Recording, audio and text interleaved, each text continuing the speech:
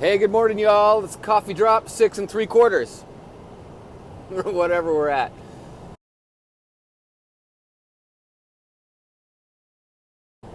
So, I want to expound for a second on top of the Psychology Today article that Johnny posted yesterday. Awesome article, and I think everybody should read it. All right, and the reason why I think everybody should read it is because you got to take action every single day to move into the empathic nature, into the empathic superpower, into the empathic gift. You actually have to make a choice. All right, so when you get born into this body, it doesn't feel like a choice. It feels like you wake up here, right? There's no choice involved. You're just here. All right, and so we're born into this eggshell, and these instincts, if you want to call them, or whatever automated processes that are in the body that keep us safe, keep us warm, keep us tended, and keep us fed, whether that's the parents, but the parents come along with the gig, hopefully. The caregivers come along with the gig, and the clothing and the food and all that stuff is kind of given to us. So that's how we live the first part of the life, is the incubation period of the empathic gift. Now, what the article talks about is the 20% of us are genetically different. And the hardware is there. And notice that in the article it says the single biggest determining factor as to the empathic ability coming online is the nurturing of it. So your hardware is there, and it burns you. At some point, it starts to burn you because the hardware isn't online yet. So it's the nurturing of it. The nature is there. The nature is the hardware, right? And then it's there. So what I want to say is all the other things that I just said, plus one other thing. I'm going to say the single biggest difference between the baby bird and then the older bird is the leap.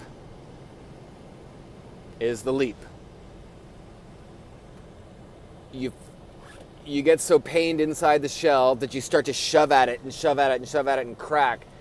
And then you're still like a baby bird, but inside this crazy old, scary, huge world. But you ain't a big bird yet. All right? You're just a different thing than you were inside of the shell. And there's a different world, and you can feel it out there. And it's crazy, scary. And then at some point, there's the choice that you make. And that's something that you've actually got to take on the inside that you didn't ever have to take when you were inside the shell. And that's the genetic component of the empathic. That's the naturing. That's the single biggest difference between the adult bird and your, like I said, your shelled version is the leap. And the leap has to be taken every single day. And actually has to be taken several times a day. And that's choosing the life of the ordinary, which is continuing to follow your mind, your understanding, the comfort, the warmth, and the known. The known is what this does, right? And this does, it looks at the world, it stops it in your brain, it spins it around, it names things, and it chooses a safe, logical path. That is the known. And the best possible life that you can get by following the known is a good one. And that's what the baby bird does when it stands up and it looks over the edge of the nest and it says, screw that, not for me, I'm taking the ladder down. And that's what she did. She walked over the edge, walked down the branch and took the ladder down, and she's living the bird's life on the ground. She's hopping from bush to bush, picking up stuff, feeding herself, and she's making it through okay. But she knows there's more, and then she spends much of her life trying to suppress that voice because that voice is very painful. Knowing there's more is painful. At some point in life, the pain of the autoimmune, the pain of the inflammation, the pain of the disease is painful, right? And it just takes up your whole day, but it gives you something to do. Later on, as you get better and healthier, that physical pain goes away or lessens in comparison to that pain of that inner knowing that you've got something, and we're just going to call these wings. You've got some way to engage with the world, with the invisible, and that's what the bird's doing. Look at it, it's up there. It's up there. It's an amazing thing. Like, look up there, and I don't care how much you can explain it. That is some magic stuff. Flying. And that's what we're talking about, that you have the hardware for, you have the wings for. If you recognize you've got empathic capacity, you've got intuitive capacity, those are your wings talking to you. All right? And depending on how you've lived your life at this point, if you go right up to the nest today and you jump off, you may not fly. You may crash like a blob on the ground because they've atrophied a bit. So that's why you've got nature of wings, but you've got to nurture them. And so that's why I'm recommending and I'm talking about the multiple avenues that you've got to address every single day. You've got to choose every single day.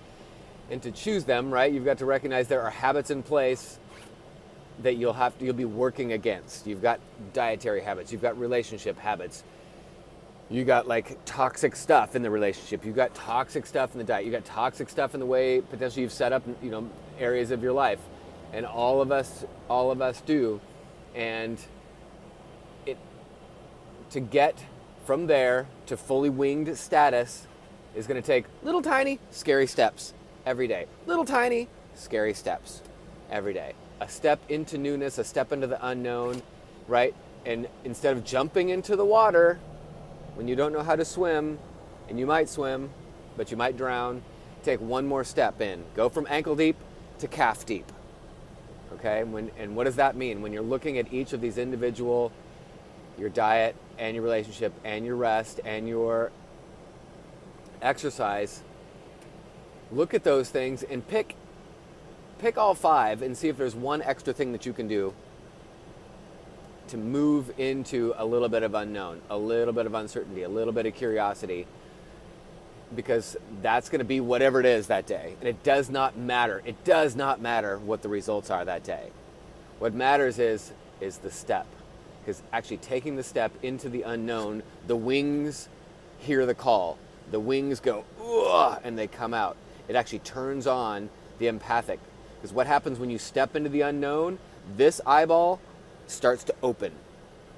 And what opens it isn't the unknown, but the step off the nest. Step into deeper water. It's called up. And that's the nurturing. That's what brings you from the 20 feet below to 18 feet below, 17 feet below water. So someday, the next step, you go, holy smokes, I'm in the air and I don't even know how I got here. You won't even know that you stepped off the nest, deeper water. So that's the day-to-day choice. And once you're out of the nest, which we all are, now that we've recognized I got this empathic thing, there's something calling me, that's the realm of choice, where it's not a big choice, you just need to know that you need to make a choice. Like today, I'm choosing a little more of an extraordinary life. Yes, it's going to be painful. Yes, there's going to be fall downs. There's going to be trips up. I'm going to have bruises and skins on my knee. And yes, I'm going to choose a little bit new.